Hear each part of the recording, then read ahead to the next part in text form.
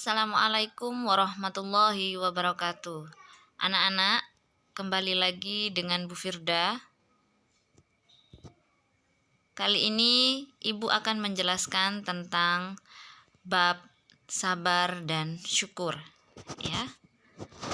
Ini PPT sudah Ibu tayangkan kemarin dan sekarang adalah penjelasannya. Sabar berasal dari kata bahasa Arab yaitu sabaro yasbiru yang artinya menahan. Sedangkan menurut istilah, sabar adalah menahan diri dari kesusahan dan menyikapinya sesuai syariah dan akal pikiran, menjaga lisan dari celaan dan menahan anggota badan dari perbuatan dosa lainnya. Anak-anak, itu pengertian sabar. Macam-macam sabar. Macam-macam sabar itu anak-anak ada 3. Sabar dalam ketaatan, tetap berupaya taat dan patuh atas segala perintah Allah, ya. Maksudnya di sini sabar dalam ketaatan ini ya terus istiqomah untuk tetap taat kepada Allah. Kemudian sabar dalam menghadapi musibah, yaitu ketika mendapatkan musibah kita dianjurkan untuk bersabar. Kemudian sabar dalam menjauhi maksiat. Maksudnya di sini sabar dalam menjauhi maksiat adalah berarti berupaya tetap istiqomah dalam menjauhi hal-hal yang dilarang oleh Allah. Sebagaimana surat An-Nahl ayat 96. A'udzu billahi minasyaitonir rajim. Bismillahirrahmanirrahim. Ma indakum yanfadu wa ma indallahi baq. Wala najziyannal ladina sabaru ajrahum bi ahsani ma kanu ya'malun. Apa yang ada di sisimu akan lenyap dan apa yang ada di sisi Allah akan kekal. Dan kami pasti akan memberikan balasan kepada orang-orang yang sabar dengan pahala yang lebih baik dari apa yang telah mereka kerjakan. Artinya anak-anak sabar, orang yang sabar tentu akan mendapatkan pahala. Kemudian di sini juga Ibu akan menjelaskan tentang syukur. Syukur itu sama artinya dengan berterima kasih, ya. Berterima kasih, suatu tindakan, ucapan, perasaan senang, bahagia, lega atas nikmat yang telah dirasakan dirasakan dan didapatkan dari Allah Subhanahu wa taala. Bentuk syukur itu ada syukur dengan hati, ada syukur dengan lisan, ada syukur dengan amal perbuatan. Syukur dengan hati yakni mengakui dan menyadari bahwa sepenuhnya nikmat yang kita peroleh yakni berasal dari Allah. Syukur secara lisan ya kita mengucapkan hamdalah, bersyukur alhamdulillah ketika mendapatkan suatu kenikmatan. Kemudian yang ketiga bersyukur dengan amal perbuatan, yakni contohnya menggunakan anggota tubuh untuk melakukan hal-hal yang positif, membantu orang lain atau digunakan untuk belajar mencari ilmu misalnya ya, anggota tubuh karena sudah diberikan anggota tubuh maka bentuk syukur kita adalah menjaga dan menjadikan segala yang kita miliki di dalam jiwa kita ini untuk melakukan hal-hal yang baik. Dan mensyukur contoh yang lain yaitu menggunakan harta, ya. Bersyukur dengan amal, kalau misalnya kita mempunyai harta maka diamalkan hartanya di jalan Allah.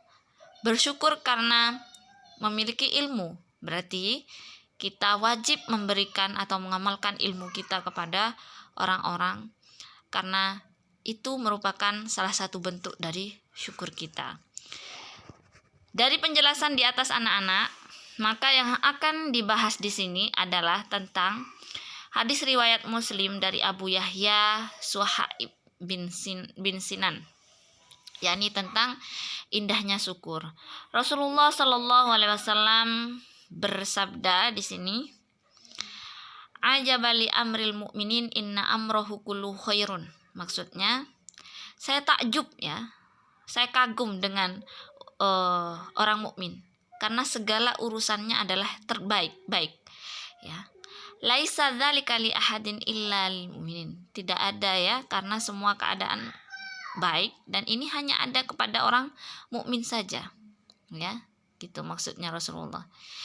In asabatu sarra'u sakaron, apabila ia mendapatkan kenikmatan ia bersyukur, fakana khairun, dan itu yang terbaik. Fakana khairun lahu, dan itu yang terbaik untuk orang mukmin. Ketika dia mendapat kenikmatan dia bersyukur. Wa in asabahu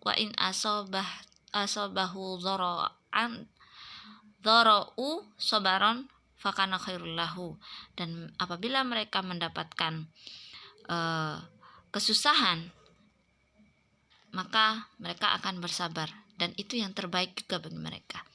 Jadi maksudnya hadis di sini, ini orang mukmin ya, orang Islam dianjurkan untuk ketika mereka mendapatkan kesenangan mereka bersyukur, itu baik bagi mereka mendapatkan pahala atas syukurnya, dan ketika mereka mendapatkan musibah kesusahan mereka sabar, dan itu juga pahala bagi orang mukmin yang sabar. Nah, isi kandungan hadis riwayat Muslim Abu Yahya di atas, yakni seperti yang Ibu jelaskan barusan, kehidupan seorang mukmin seluruhnya bernilai kebaikan dan pahala.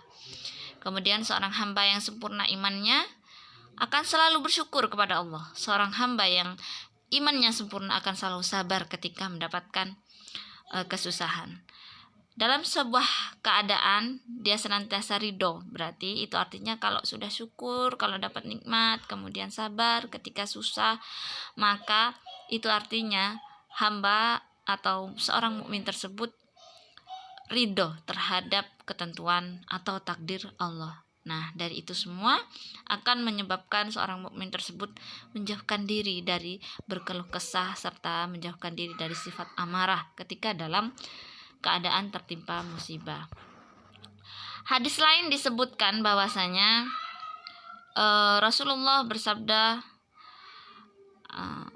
Shallallahu Alaihi Wasallam bersabda, wa'lam annan nas'ara ma'as sabri wa annal faraha ma'al karbi wa anna ma'a usri yusra. Ini disebutkan bahwasanya ketahuilah sesungguhnya pertolongan Allah itu menyertai kesabaran, dan jalan keluar dari kesulitan selalu menyertai kesulitan, dan kemudahan selalu menyertai kesusahan. Isi kandungan hadis Tirmidzi di atas adalah tentang apabila kita menghendaki pertolongan Allah, maka kita harus bersabar. Solusi atau jalan keluar akan selalu kita dapati jika kita dapat bersabar menghadapi kesulitan. Dan setiap kesulitan pasti akan selalu ada kemudahan, karena Allah selalu memberikan kemudahan bagi orang-orang yang bersabar. Kemudian ada hadis riwayat lagi dari Bukhari, Muslim ya, dari Abu Hurairah, qala Rasulullah sallallahu alaihi wasallam, ya, bersabda Rasulullah sallallahu alaihi wasallam, ya, ini tentang tidaklah seorang muslim tertimpa rasa letih, penyakit sedih, gundah gulana, suatu yang menyesakkan hati hingga duri yang menusuknya, melainkan dengan semua itu akan menghapus sebagian dari dosa-dosa. Anak-anak, semua orang memiliki masalah, namun setiap permasalahan itu apabila kita sabar dalam menghadapinya, maka kita akan memperoleh pahala, dan selain itu terhapus dosa-dosa kita karena kita bisa sabar dalam menghadapi cobaan-cobaan tersebut. Nah, oke. Demikian dulu dari Ibu. Tugas untuk pertemuan hari ini adalah anak-anak bisa membuka buku paket yang linknya sudah Ibu kirim di grup WA, ya. Bisa mengerjakan buku paket halaman 108, ya. Demikian dulu dari Ibu, semoga apa yang Ibu sampaikan bermanfaat.